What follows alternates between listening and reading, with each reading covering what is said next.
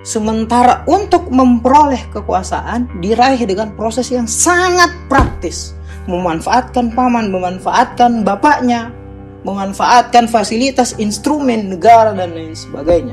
Saya tidak bayangkan apabila kembali lagi dilaksanakan acara yang sama, yang diundang adalah cawapres. Ketika partai-partai ini, kubu Prabowo mendeklarasikan nama Gibran, saya lihat beberapa ketua umum partai ini, banyak yang hampir gerakan tubuhnya, mimik wajahnya seperti melas gitu Mbak Lia, kecewa, seperti ingin. Gestur tubuh ini tidak bisa bohong ya, Iya. Mas Rizky. Kalau dalam bahasa tongkrongan gitu Mbak Lia, saya biasanya bilang begini, siapa ini anak sebenarnya, ini malunya kita. Padahal di partai sendiri banyaknya kader yang berkualitas bisa kita usung. Ini cuma karena sandraan politik kita terpaksa usung dia. Saya hampir melihat ada gaya bicara yang tidak bisa disampaikan. Ada pesan yang tersirat dari gimmick wajah, gimmick postur dan lain sebagainya tadi itu Mbak Lia, dari masing-masing ketua umum partai besar ini. Karena itu Siapa Jokowi kalau kita lihat dalam proses karir politiknya gitu Mbak Lia, sudah dimenangkan 7 kali oleh PDI. Tidak berterima kasih di akhir, mereka melawan. Bahkan menjadikan anak satu keluarga Jokowi sebagai kontestan pemilihan umum di Pilpres tahun 2020. Berani melawan partainya sendiri. Luar biasa.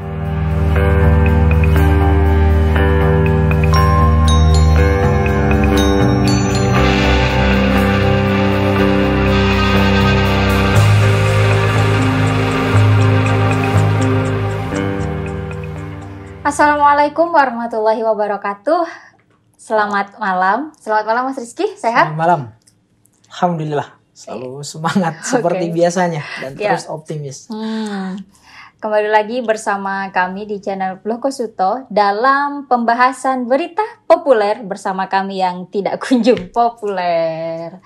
Baik, Mas Rizky, seperti biasa ini kita masih dalam pembahasan seputar politik ya, karena banyak sekali berita-berita menarik belakangan ini. Terakhir kita membahas tentang Mas Gibran. Waktu itu pembahasan kita sepertinya hanya 70%, 90% beliau akan menjadi capres Pak Prabowo ya. Tapi ternyata tidak lama setelah video kita terunggah ya, sebelum itu sudah dideklarasikan lebih dulu nih sama Pak Prabowo-nya. Kira-kira nih dari Mas Rizky ada tanggapan enggak, meskipun belum mendaftar ke KPU ya, meskipun PDIP sendiri belum memecat karena masih ada, kalau dari bahasanya mungkin ada kemungkinan tidak akan jadi ya. Tapi dari Mas Rizky gimana nih tanggapannya Mas Rizky? Iya baik, satu momen sampai hari ini sepertinya saya betul-betul meyakinkan diri bahwa alhamdulillah ya, untuk pemilu tahun ini jauh-jauh hari saya sudah melek dengan keadaan politik dan konstelasi pemilu menjelang tahun 2024 gitu Mbak Lia. Kenapa? Karena akhirnya banyak orang yang kemudian membuat caption, membuat tweet dan segala macam itu datang dari tidak hanya tokoh-tokoh politik tapi juga influencer muda, selebgram dan lain sebagainya yang melihat fenomena politik kita hari ini butuh perhatian gitu Mbak Lia. Kenapa? Semakin hari mendekati hari H pemilu tahun 2024, semakin terang kasak-kusuk politik kita yang dipertontonkan oleh elit-elit politik kita. Termasuk mungkin dengan apa yang Mbak Lia maksudkan dalam pertanyaan Mbak Lia. Nah, berkaitan mengenai Gibran Raka, Buming Raka, sang putra mahkota dari Presiden Joko Widodo gitu Mbak Lia. Sebenarnya kalau sedikit boleh jujur Mbak Lia, dalam beberapa video saya yang membahas tentang kemungkinan Gibran akan menjadi cawapres entah siapapun pasangan calon capresnya gitu Mbak Lia, itu saya hanya mengikut tren perkembangan politik dari media berita mainstream gitu Mbak Lia. Tapi kalau secara keyakinan saya ya, kalau ditanya, saya adalah orang yang menjawab Gibran adalah sosok yang tidak akan mungkin gitu, tidak akan mungkin akan dideklarasikan sebagai cawapres, sebagai capres entah siapapun pasangannya. Oke, berarti Kalau ditanya secara naluri dan akal saya dari Iya, dulu gitu iya. Mbak Lia. Artinya saya mau bilang keadaan hari ini menjadi fakta yang menjawab keyakinan saya bahwa keyakinan saya itu salah. Bahwa memang benar dalam politik gitu Mbak Lia. Meskipun sudah ada kabar terang benderang yang mendekati 80% bisa saja membalik arah 180 derajat gitu Mbak Lia. Oke. Siapa Gibran? Kalau kita bicara semua yang berkaitan dengan dia gitu Mbak Lia. Khusus karakter seorang cawapres untuk kemudian dia akhirnya bisa gitu Mbak Lia. Iya. Memanfaatkan segala macam situasi, segala macam fasilitas yang lekat dengan dia. Akhirnya kini dia dideklarasikan meskipun belum terdaftar di KPU, tetapi secara resmi tim kubu Prabowo telah memasangkan Gibran sebagai cawapres oleh Pak Prabowo gitu Mbak Lia. Tapi Mas Rizky tidak mau menaruh kemungkinan bahwa bisa jadi batal karena belum terdaftar di KPU. Ya itu, sampai hari ini karena dia belum terdaftar, keyakinan saya itu masih tidak mungkin Gibran ini, kalau kita lihat dari segala macam pendekatan terlepas dari privilege-nya gitu Mbak Lia ya. Tapi ternyata pendekatan selain privilege-nya justru tidak lebih besar dari faktor privilege-nya sebagai seorang anak presiden, sebagai seorang ponakan dari paman yang menjadi ketua MK, sebagai seorang kakak dari seorang ketua umum partai, sebagai seorang ipar dari seorang ketua kepala daerah gitu Mbak. Oke, jadi singkatnya berarti privilege yang dimiliki Mas Gibran itu bisa menjadi senjata, tapi senjatanya juga bisa membunuh dirinya sendiri. Iya, gitu Mbak Lia. Nah, apa betul bahwa saya masih belum yakin kalau dia akan kemudian terdaftar sebagai cawapres dari poros ketiga nantinya yang akan terdaftar di KPU gitu Mbak Lia. Karena kembali lagi tadi melihat satu kualitas Gibran Raka Buming Raka. Saya tidak melihat dia sebagai personal, tetapi sebagai orang yang dicalonkan menduduki jabatan elektoral gitu Mbak Lia. Iya. Jadi ini sekaligus juga memberikan keterangan kepada siapapun penikmat konten Blog Kosuto Channel yang baik ingin memberikan masukan, saran, puji ataupun tidak sependapat dengan kita. Di sini yang kita bahas adalah jabatan-jabatan elektoral gitu Mbak Lia. Jabatan yang memungkinkan setiap keputusan, setiap sikap, setiap kebijakannya itu berpengaruh kepada kita semua. Oleh karena itu saya kembali lagi ke tadi. Kita tidak sedang membicarakan Gibran sebagai personal dalam hal ini, maksud saya tidak membicarakan Gibran sebagai misalnya dia kepala rumah tangga. Misalnya dengan bilang dia tidak baik menjadi seorang suami, dia tidak baik menjadi seorang bapak dan lain sebagainya. Atau juga membicarakan dia dari pekerjaannya sebagai bisnismen. Urusan dengan semua itu, setiap sikap, perilaku, pola pikir, segala macam kebijakannya yang berhubungan dengan hubungan personalnya, urusan personalnya yang tidak ada hubungan dengan saya, terserah Gibran mau ngapain gitu. Iya. Nah, kualitas yang saya ingin garis bawahi di sini adalah kualitas yang nantinya akan berhubungan dengan setiap keputusan, kebijakan, pola dan segala macam yang berhubungan dengan saya dan kepentingan elektoral lainnya gitu Mbak Lia. Oke, nah ini tapi Mas Rizky ya, masih banyak netizen yang terkecoh dengan betapa bagusnya nih kota Solo ya, semenjak dipimpin oleh beliau. Bahkan Mas Rizky ya, ironinya, karena di negara kita korupsi ini kan jadi masalah yang besar, yang nomor satu. Bahkan saya tuh membaca di kolom komentar, ya udahlah kalau memang ada nepotisme anggaran dana ke sana, ke Solo, ya udah yang penting tidak dikorupsi. Itu kan sebenarnya ironi ya gitu. Ketidakadilan dianggap gak apa-apa, yang penting tidak dikorupsi. Nah, Mas Rizky melihat majunya kota Solo dengan istilah nepotisme anggaran itu tadi gimana Mas Rizky? Ya tentu saja itu satu pendekatan yang sangat sejak dalam logika berpikir salah gitu Mbak Lia. Artinya sebelum kita bicara adil tidaknya dia menggunakan anggaran, terus kemudian apakah digunakan untuk korupsi, apakah digunakan untuk dan lain sebagainya. Bahkan capaiannya yang banyak diklaim ya. Tapi penganggaran dari pemerintah pusat ke kota Solo yang cenderung tidak adil dibandingkan dengan daerah-daerah lainnya, di situ saya sudah salah gitu. Berarti itu mau Jadi dijadikan prestasi pun sebenarnya nggak bisa ya? Nggak bisa. Oke. Karena pendekatan logika saja dengan menganggarkan satu anggaran pusat yang terkhusus kepada daerah atau bersifat prioritas atau lebih besar anggarannya dibanding dengan daerah lain, itu sih salah gitu. Tapi saya kembali tadi ke kualitas Mbak Lia. Ada yang terpotong sedikit sebelum Mbak Lia memberikan pertanyaan. Kualitas yang saya garis bawahi, kualitas yang berhubungan dengan kepentingan elektoral gitu. Kualitas yang setiap segala macamnya tadi itu berpengaruh dengan saya gitu Mbak Lia. Nah, ini yang saya ingin soroti. Bagaimana kita melihat Gibran baru 2-3 tahun menjadi seorang wali kota gitu. Solo ya. Yang belum final sebenarnya klaim prestasinya sampai hari ini gitu. Masih kita lihat ke depannya gitu Mbak Lia. Apalagi pernah Gibran ini bilang, kalau betul-betul saya ingin menyelesaikan tanggung jawab saya di Kota Solo sampai dengan masa akhir jabatan yang sudah diatur sebagaimana mestinya. Tapi kan kita lihat baru 2 tahun saja seperti itu. Artinya belum final klaim prestasi dan lain sebagainya. Yang padahal kalau kita mau kritis lagi Mbak Lia, prestasi tersebut masih banyak yang perlu kita uji gitu Mbak Lia. Termasuk dengan cara berpikir tadi itu. Iya, benar-benar. Nah, selanjutnya masih 2 tahun.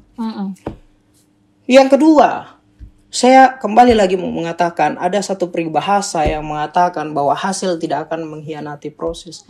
Bagaimana mungkin kita akan mengharapkan hasil kebijakan, hasil keputusan, hasil sikap politik dari Gibran Rakabuming Raka ke depannya ketika dia menjadi wakil presiden gitu Mbak Lia. Sementara banyak proses yang dia cederai. Sementara untuk memperoleh kekuasaan diraih dengan proses yang sangat praktis. Memanfaatkan paman, memanfaatkan bapaknya, memanfaatkan fasilitas instrumen negara dan lain sebagainya. Ya Mas Rizky. Nah itu semua saya juga tidak pernah membayangkan ya gitu ya. Kalau misalkan ada tantangan debat kloter kedua dari tim mahasiswa, ya meskipun waktu itu tantangan debat mahasiswa dari BEM UI itu kemudian tidak terlaksana, hanya saja pindah di UGM dengan konsep yang sama mungkin seperti itu maksudnya untuk capres. Saya tidak bayangkan apabila kembali lagi dilaksanakan acara yang sama, yang diundang adalah cawapres. Saya tidak bisa bayangkan ketika Pak Mahfud MD, Gus Muhaimin Iskandar yang semuanya berasal dari proses yang tidak praktis, jelas melalui gelanggang politik ke gelanggang politik yang lain, gelanggang organisasi ke gelanggang organisasi yang lain, penggemblengan yang tidak praktis, bicara tentang global security, lingkungan, ekonomi, politik dan lain sebagainya dengan Gibran. Yang kalau kita lihat Gibran sudah tidak usah kita tagih seperti apa gagasannya dalam melihat segala macam tadi. Tapi lihat saja kalau dia ngomong gitu Mbak ya. Hampir tidak jauh dengan gaya ngomong bapaknya. Yang banyak orang berikan penilaian gaya ngomong pelongo gitu. Mas. Dan seringkali plin-plan dalam mengemukakan sesuatu. Saya rasa kalau plin-plan itu sudah mendarah daging di seluruh anggota keluarga ya Mas Rizky. Kira-kira gitu untuk yang paling pertama Mbak Lia. Nah, jadi kalau bicara tentang pertanyaan pertama, si Gibran, saya ingin menggarisbawahi selain semua itu tentang kualitas yang kita nilai bukan kualitas personal Gibran yang setiap tindak kebijakan, tindak keputusan dan segala macamnya tidak berhubungan dengan kepentingan elektoral, termasuk salah satu bagiannya adalah saya.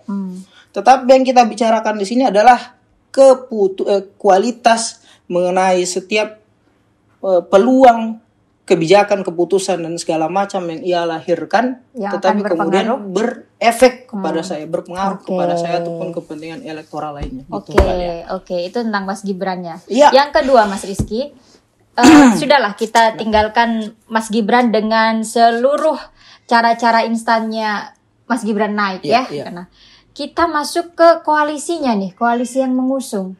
Kita tahu di situ ada partai-partai besar.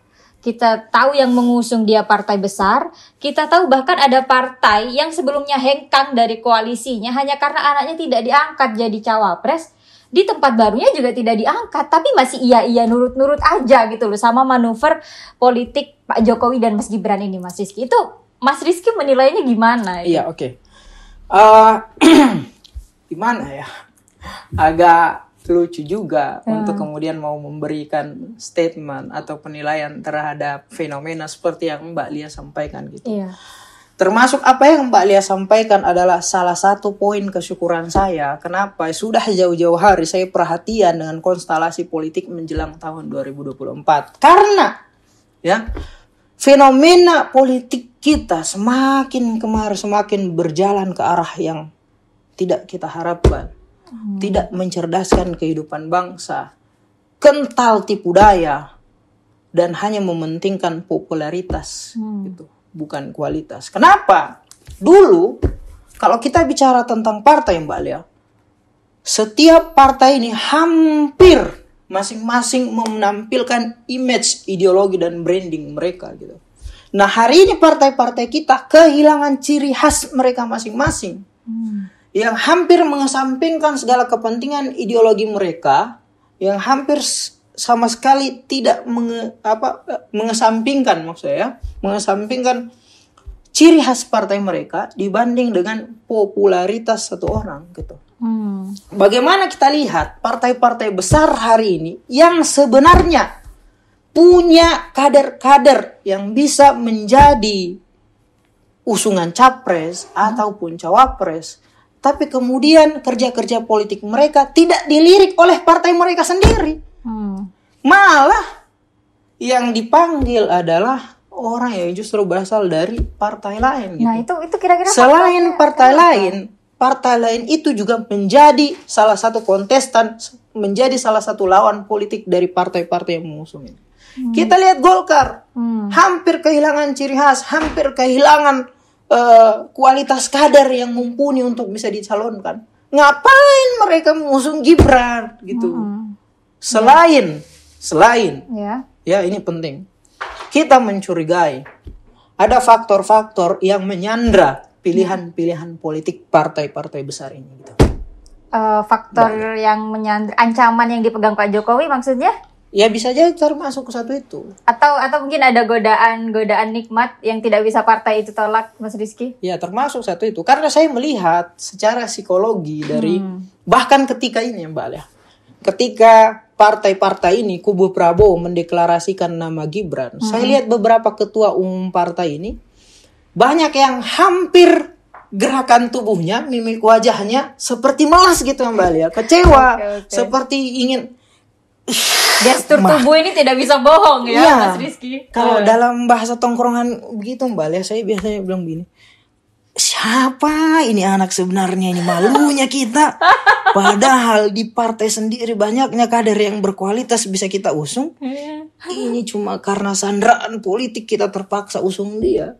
Saya hampir melihat ada gaya bicara yang tidak bisa disampaikan. Ada pesan yang tersirat dari gimmick wajah, gimmick postur dan lain sebagainya tadi itu Mbak Lia dari masing-masing ketua umum partai besar ini. Karena itu secara tidak langsung tamparan ke para tetua partai yang berkualitas sebenarnya. Dulu luar biasa dialektika antar partai Mbak Lia. Iya. Dulu luar biasa partai ini berbicara tentang ideologi, tentang gagasan, tentang visi, tentang program yang menjadi ejawantah dari bentuk-bentuk visi dan misi ini Mbak Lia. Sekarang semua itu dikesampingkan karena hanya popularitas, bahkan mungkin hampir pasti adalah adanya ancaman yang memenjara beberapa ketua umum partai. Atau godaan kue-kue besar kekuasaan. Iya. Oke. Gitu, luar biasa. Sekarang jangankan bicara ideologi ya, bahkan partai besar pun sudahlah ideologi yang tidak jelas gimana, jelas-jelas ngambil calon dari partai lain kan, Mas Rizky? Gitu. Dan apa ya, fenomena ini tidak hanya terjadi antar satu partai dan partai lain, antar satu kelompok dan kelompok yang lain. Saya harus adil menilai bahwa hampir semua partai mengesampingkan ciri khas, karakter, kaderisasi, proses, kualitas dari masing-masing partainya. Semua ya, Mas Semua Rizky? termasuk kubu Pak Anies Baswedan dan Gus Muhaimin Iskandar. Ya. Kita harus objektif juga menilai, jangan terus subjektif. Iya. Siapa Pak Anies Baswedan kemudian diusung Nasdem? Apa tidak ada kader Partai Nasdem? Benar. Siapa Pak Anies Baswedan yang hanya berapa hari mengerti, paham ideologi, doktrin dari cara-cara kerja, visi misi dari Partai Nasdem? Siapa Gus Muhaimin Iskandar yang tiba-tiba dalam satu malam berpindah ke kubu Pak Anies Baswedan, ke kubu Gerakan Perubahan? Kalau bukan hanya ditawari jabatan segala macam tadi itu. Ya. Nah, yang kita tagih di sini adalah kerja-kerja ideal gitu Mbak Lia. Oke. Tapi memang faktanya hari ini luar biasa. Budaya dan pola politik kita menyeret kita pada satu hal yang memaksa kita untuk mengerjakan hal-hal yang secara terpaksa juga kita harus lakukan gitu Mbak Lia. Nah, masih bicara tentang ideologi Mas Rizky. Mungkin Mas Rizky Begitupun Begitupun dengan PDI dari kubu Pak Ganjar. Artinya mereka tidak berhasil menanamkan doktrin marhain ataupun ideologi dari PDI kepada setiap kadernya. Termasuk kepada Jokowi, Kaesang, dan Gibran. Siapa Jokowi kalau kita lihat dalam proses karir politiknya gitu Mbak Lia. Sudah dimenangkan 7 kali oleh PDI. Tidak berterima kasih di akhir mereka melawan. Bahkan menjadikan anak satu keluarga Jokowi sebagai kontestan pemilihan umum di Pilpres tahun 2020. Berani melawan partainya sendiri. Iya. Luar biasa. Oke. Nah, tadi kan kita sempat singgung ideologi nih Mas Rizky. Mungkin Mas Rizky melihat cuplikan Bung Fahri Hamzah terkait itu Mas Rizky. Nah, itu gimana itu tanggapannya Mas Rizky? Ya, itulah. Bukan hanya para elit politik yang juga tersandra dengan berbagai macam ancaman mungkin Mbak Lia di tataran elit politik, tapi juga ada beberapa tokoh yang sebenarnya saya tidak harapkan untuk bersikap politik sedemikian. Apa yang dilakukan oleh Pak Fahri Hamzah, Pak Yusril Iza Mahendra gitu. Kok mau ya Pak Yusril tetap berada di kubu Prabowo sementara melihat wapresnya seperti Gibran gitu Mbak Lia.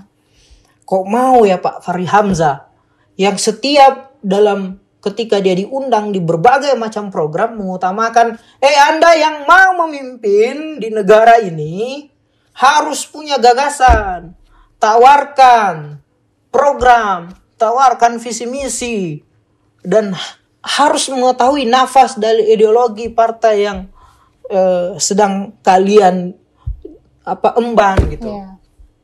Tapi dalam komunikasi terakhir Pak Fahri Hamzah kepada publik, dia seakan-akan mengesampingkan peranan besar dari seorang wapres ini gitu Mbak Lia. Ya, sangat mengecilkan bahkan. Sangat mengecilkan. Dia bilang bahwa jabatan wapres ini sebenarnya jabatan kecil. Kecil kalau kita tidak manfaatkan dengan sebagaimana mestinya.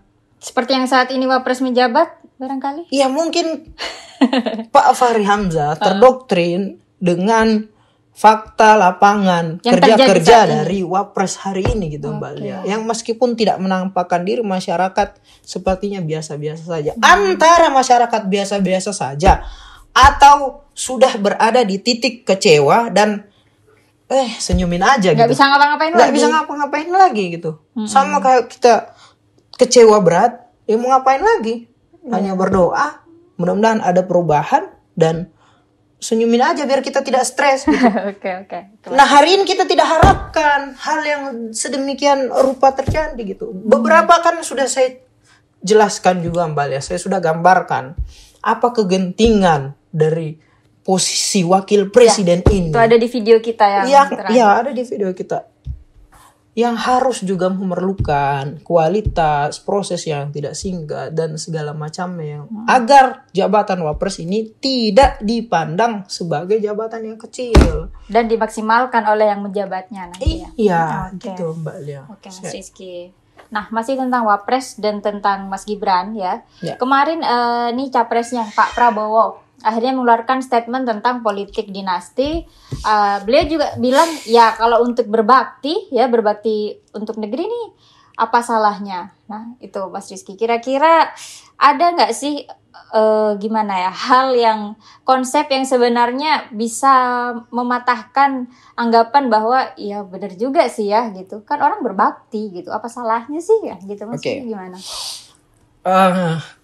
Berkaitan dengan itu, sebelumnya kan saya sedikit menyinggung Pak Ma'ruf Amin ya. Iya. Dalam konteks pertanyaannya Mbak Lia, saya terkadang kembali berpikir terpukau dengan cara-cara atau sikap-sikap politik Pak Ma'ruf Amin ini. Yang dia ingin jelaskan kepada kita semua, terkadang diam itu lebih baik daripada kita berbicara kemudian menimbulkan kegaduhan.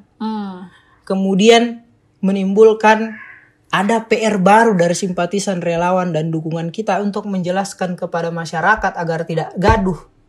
Ada uang yang digelontorkan untuk bayar buzzer. Ya, seperti itu gitu. Kenapa? Karena berdasarkan konteks pertanyaan Mbak Lia, ini kan kemudian menjadi PR lagi dan lagi bagi simpatisan, pendukung, atau siapapun yang menaruh harapan kepada Pak Prabowo untuk menjelaskan apa maksudnya Pak Prabowo ini sebenarnya. Kenapa? Karena berdasarkan statement beliau ini pertama tidak paham dengan konsep bernegara kita. Dinasti ini kan kenapa kita tidak harapkan terjadi? Karena berdasarkan sejarah, fakta dari setiap negara yang menganut sistem dinasti, berpotensi jabatan itu dilaksanakan terjadi adanya kesewenang-wenangan dalam setiap keputusan, kebijakan, dan hal-hal yang bersangkutan kepadanya gitu Mbak.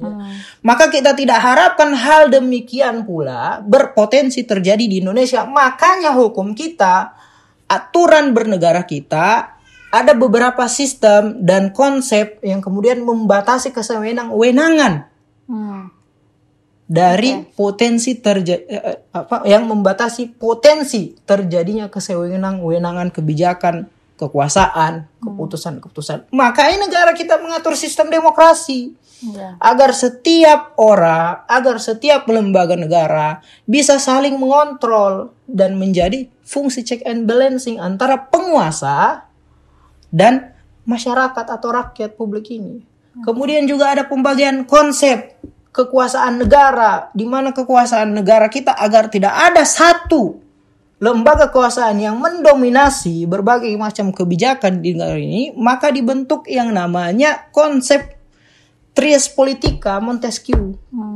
Ada lembaga yudikatif, ada lembaga eksekutif, kemudian ada lembaga legislatif yang masing-masing kesemuanya dalam menjalankan roda berbangsa dan bernegara punya fungsi-fungsi kekuasaan lainnya yang saling mengimbangi gitu. Nah, Pak Prabowo seakan mengesampingkan, menafikan aturan-aturan negara kita, konsep dan sistem negara kita yang membatasi potensi adanya terjadinya kesewenang-wenangan jabatan gitu Mbak Lia. Maka dia dengan dengan tanpa beban mengatakan hal yang serupa gitu Mbak Lia. Hanya saja yang mungkin mudah diterima dengan orang, dia memberikan keterangan dinasti asalkan berbakti gitu. Nah, ini sudah dari awal tidak paham konsep bernegara, berbangsa gitu Mbak Lia. Juga dia mislogika dalam memahami membaktikan diri ini gitu Mbak Lia. Bicara tentang membaktikan diri terkhusus kepada negara sebagai jabatan capres dan cawapres. Yang satu kita harus garis bawahi bahwa membaktikan kepada negara, kepada masyarakat, kepada rakyat ataupun instrumen-instrumen yang ada di dalam negara tersebut adalah kewajiban dari seorang presiden dan wakil presiden. Maka di sini kita tidak berbicara tentang membaktikan diri. Karena itu keharusan ya. Karena itu keharusan pada saat menjabat posisi pada saat itu. Menjabat.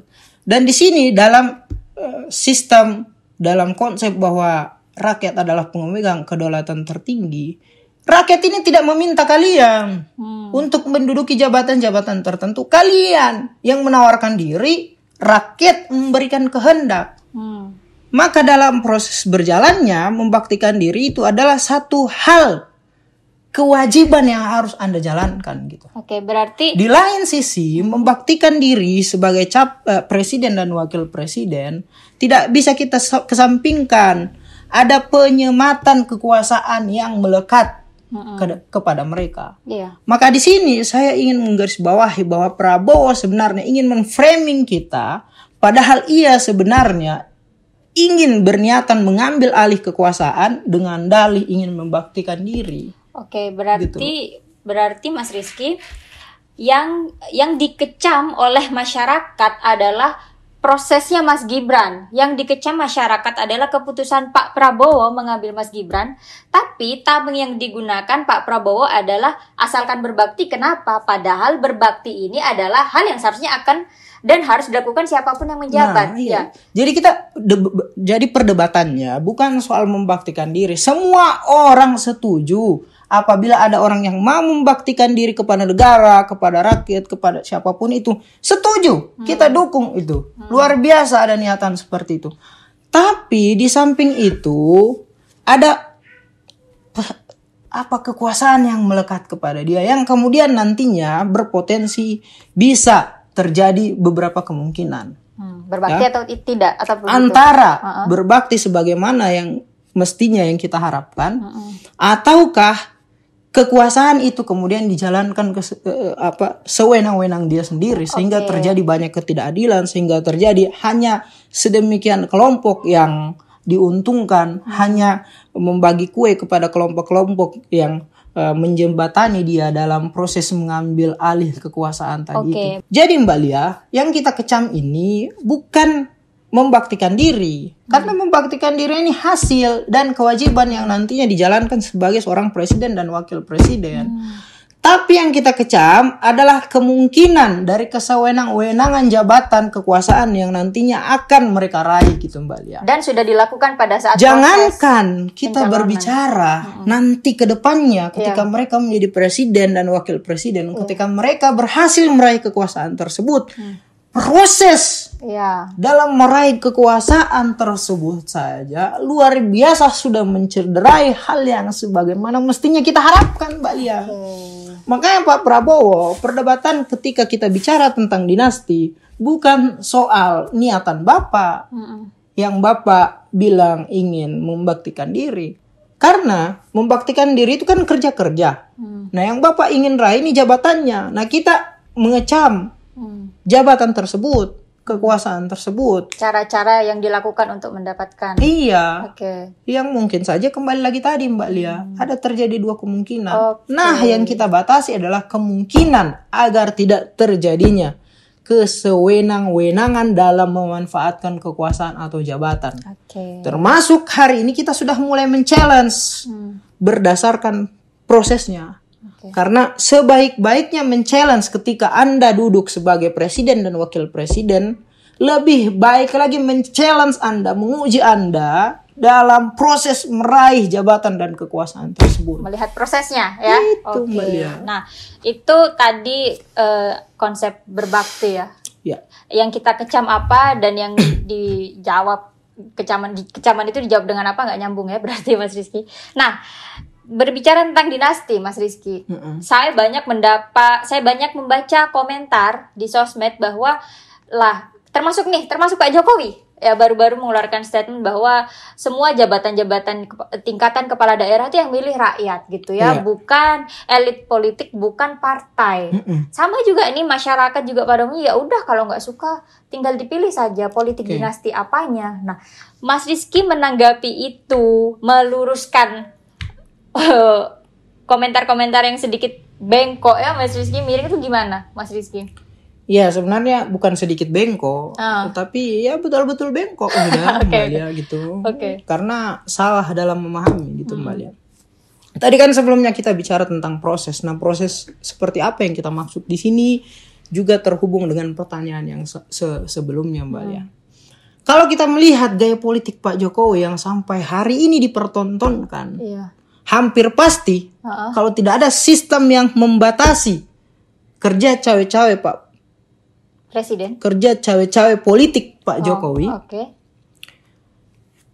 kemungkinan penunjukan langsung Gibran sebagai pelanjut tahta kekuasaannya bisa dilakukan. Ya, sebentar Mas Rizky. Saya coba perjelas ya. Ya. Jika tidak ada aturan yang mengekang membatasi Pak Jokowi, tidak menutup kemungkinan beliau akan langsung menunjuk Mas Gibran dan langsung mengejawantahkan politik dinasti dengan sebenar-benarnya definisi politik dinasti. Iya. Berangkat dari apa Mas Rizky? Oke. Pandangan itu. Presidential threshold, wacana 3 periode, wacana perpanjangan jabatan. Dan kita lihat Kaisang. Oke. Kan di tataran partai ini tidak dirumuskan satu aturan yang mengikat, harus ada proses atau aturan yang membatasi atau cara-cara pemilihan atau pengambil alihan kekuasaan itu berdasarkan pendekatan musyawarah dan lain sebagainya. Dan pemilihan yang adil, Bang. Atau pemilihan yang adil.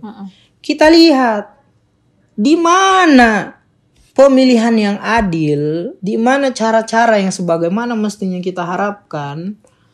Kalau proses mengambil alih kekuasaan tersebut hanya berlangsung 2 hari. Proses kaderisasi yang dicederai tidak menampilkan satu rule, satu pola yang seharusnya kita harapkan gitu Mbak. Oke, berarti Itu menjadi salah satu contoh bagaimana kalau tidak ada sistem yang membatasi kesewenang-wenangan kerja cawe-cawe politik Pak Jokowi, mungkin saja Gibran akan ditunjuk langsung gitu Mbak ya. Hanya karena ada batasan-batasan sistem, termasuk sistem demokrasi, termasuk konsep pembagian 3 kekuasaan tadi ini Mbak ya, dan aturan-aturan instrumen lembaga negara lainnya. Tetapi meskipun sudah ada aturan sistem dan konsep yang berlangsung di negara ini, ya? masih saja kerja-kerja cawe-cawe politik Pak Jokowi ini menerobos segala macam tadi itu. Bagaimana kita lihat dia memanfaatkan berbagai macam instrumen lembaga negara, ya, menjadikan KPK sebagai satu alat untuk menyandra lawan politik mereka, Pak Jokowi, menjadikan MK untuk kemudian meluruskan keinginan Gibran menjadi cawapres, menjadikan PSI sebagai partai yang akhirnya tidak ada apa-apanya, tidak mendengarkan ketua umum partainya, tapi lebih mendengarkan keinginan Pak Jokowi untuk Kaisang ya, saya harapkan mendapat satu jabatan untuk menjadi seorang ketua umum. Oke, artinya sikap beliau terhadap anak yang lain yang tiba-tiba menjadikannya ketua umum partai bisa juga menjadi cerminan seandainya tidak ada aturan yang mengikat di negara kita yang memungkinkan Mas Gibran akan ditunjuk ya, yang bisa memungkinkan Mas Gibran ditunjuk. Iya. Untung saja ada batasan-batasan tadi yang memungkinkan yang tidak memungkinkan Gibran ditunjuk secara langsung. Tapi artinya niat dengan politik cawe-cawe itu tetap terlaksana ya? Tetap terlaksana. Banyak akar ya? Karena meskipun tadi sekali lagi Mbak, aturan sistem konsep negara kita sudah setidaknya membatasi ada kemungkinan kerja cawe-cawe politik seperti yang Pak Jokowi mainkan hari ini. Luar biasa, dia masih saja menerobos meskipun sudah teratur sedemikian rupa gitu Mbak Lia, dengan pemanfaatan tadi yang sudah saya bilang. Banyak jalan menuju Roma. Mas. Nah, di situ yang penting untuk sahabat-sahabat Blog Kosuto Channel ataupun siapa yang yang perlu diperjelas adalah gak usah so ideal, gak usah melihat sesuatu tuh berdasarkan pengertiannya saja. Mentang-mentang dipilih oleh rakyat berarti gak ada politik dinasti. Kan sebenarnya nalar kita tuh main dan kita kan cenderung pada kebenaran ya. Kalau di organisasi kita diajarkan, sebenarnya nurani kita nih bilang ini salah sebenarnya. Mbak Lia, Gus Dur, SBY, Habibie atau siapapun presiden yang sebenarnya punya keturunan. Iya. Mereka bisa saja menyiapkan fasilitas-fasilitas tertentu dari kekuasaan yang pernah mereka pegang atau kepada anaknya. Paling dekat Pak SBY lah, yang nampak punya nafsu akan itu. Tapi beliau nggak menggunakan cara pada saat menjabat. Mereka tahu bahwa proses yang dilangsungkan secara praktis, bahwa apa yang namanya berjuang dari bawah itu akan membesarkan kita gitu Mbak Lia. Nah sekarang Pak Jokowi terlalu takut dengan kemungkinan-kemungkinan yang terjadi kepada anaknya. terlalu takut untuk memberikan jalan jelajah kepada anaknya, sehingga harus mempersiapkan berbagai macam fasilitas negara, termasuk segala macam ini yang saya sudah sampaikan, kepada anaknya untuk lenggang, mulus, dan lurus. Oke, itu dia Mas Rizky. Berarti seperti yang saya sampaikan tadi dan juga yang cukup banyak Mas Rizky paparkan tadi ya. Jeli-jelilah ya melihat berita kali ini dan jangan naif lah ya, jangan naif. Oke. Mas Rizky ada yang mau ditambahkan barangkali? Mungkin ke depannya ya, sahabat-sahabat sekalian, kenapa kita fokusnya hampir beberapa hari ini terus membahas Gibran, terus membahas gaya politik Pak Prabowo, tidak membahas Pak Anies Baswedan, tidak membahas Pak Ganjar Prabowo. Sebenarnya kita juga membahas kedua tokoh politik ini. Tapi dibanding dengan kubu Pak Prabowo, luar biasa intrik, gimmick, dan gaya-gaya politik Pak Prabowo beserta kubunya yang sedang mereka pertontonkan. Maka harapan saya, ya sekaligus ini saya ingin bersikap, gitu. Mulai dari hari ini, sahabat-sahabat sekalian, lebih cerdas memilih, lebih cerdas menilai. Karena sesungguhnya orang cerdas tidak akan memilih Pak Prabowo dan Gibran ketika mereka terdaftar di KPU nanti sebagai salah satu kontestan dalam kontestasi Pilpres di tahun 2024. Tegas sikap saya seperti itu. Itu pamungkasnya ya Mas Rizky ya? Iya. Oke, baik sahabat Bloko Suto sekalian. Saya ingin mempertegas lagi ya bahwa kami berusaha seobjektif mungkin ya. Ketika ada kubu-kubu lain yang perlu kami bahas, kami pasti akan bahas seobjektif mungkin. Nah, bagi Anda ya teman-teman subscriber sekalian, jika ingin ada berita yang kami bahas, berita populer penting yang ingin kami bahas, silahkan tinggalkan komentar Anda di kolom komentar di bawah. Kemudian tetap jaga kesehatan, tetap jaga kewarasan, tetap bernalar. Sampai jumpa di video kita berikutnya. Billahi taufiq wal hidayah. Wassalamualaikum warahmatullahi wabarakatuh.